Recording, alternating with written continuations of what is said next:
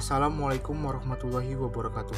Izin memperkenalkan diri, nama saya Akmal Alfian Fatuha dari kelas 12 IPA 1. Di sini, saya akan menjelaskan mengenai teori pusat pertumbuhan wilayah. Adapun yang akan dibahas, yang pertama, pengertian pusat pertumbuhan, yang kedua, teori tempat sentral yang dikemukakan oleh Walter Christoller, yang ketiga, teori kutub pertumbuhan yang dikemukakan oleh Francis Perroux, dan yang keempat adalah teori sektoral yang dikemukakan oleh August Loss. Pengertian pusat pertumbuhan. Pusat pertumbuhan atau growth pole adalah suatu wilayah atau kawasan yang pertumbuhan pembangunannya sangat pesat jika dibandingkan dengan wilayah lainnya, sehingga dapat dijadikan sebagai pusat pembangunan yang dapat mempengaruhi pertumbuhan dan perkembangan wilayah lain di sekitarnya. Kemudian terdapat teori tempat sentral yang dikemukakan oleh Walter Christoller. Menurut Christoller, tempat sentral adalah lokasi yang strategis yang dapat melayani kebutuhan masyarakat. Dalam teori ini, terdapat konsep yang disebut jangkauan atau range dan ambang atau threshold. Jangkauan adalah jarak yang perlu ditempuh untuk mendapatkan barang kebutuhannya pada suatu waktu tertentu saja. Sedangkan ambang adalah jumlah minimal penduduk yang diperlukan untuk kelancaran dan keseimbangan suplai barang. Berikut gambar dari teori tempat sentral yang dikemukakan oleh Walter Christoller. Selanjutnya, terdapat teori kutub pertumbuhan yang dikemukakan oleh Francis Perroux.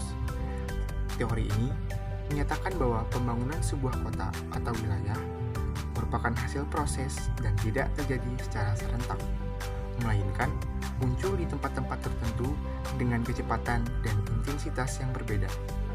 Tempat atau lokasi yang menjadi pusat pembangunan atau pengembangan dinamakan kutub pertumbuhan.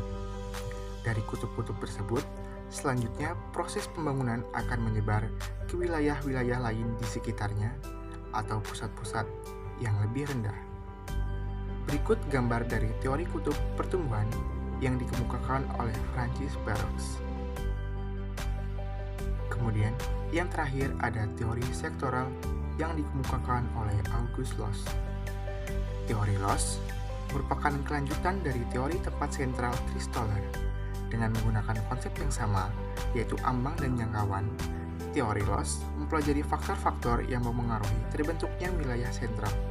Misalnya, wilayah yang ideal adalah wilayah yang dapat mendistribusikan barang dalam jarak minimal namun keuntungan yang relatif sama. Teori sektoral menitik beratkan pada memaksimalkan keuntungan sebagai tujuan utama industri. Loss menyebutkan bahwa pusat pembangunan tidak terjadi pada wilayah paling sentral, melainkan pada wilayah yang bisa memaksimalkan keuntungan. Berikut gambar dari teori sektoral yang dikemukakan oleh August Loss. Sekian yang dapat saya sampaikan. Jika ada yang ingin bertanya, bisa menghubungi melalui kontak dan sosial media yang sudah tertera. Terima kasih. Wassalamualaikum warahmatullahi wabarakatuh.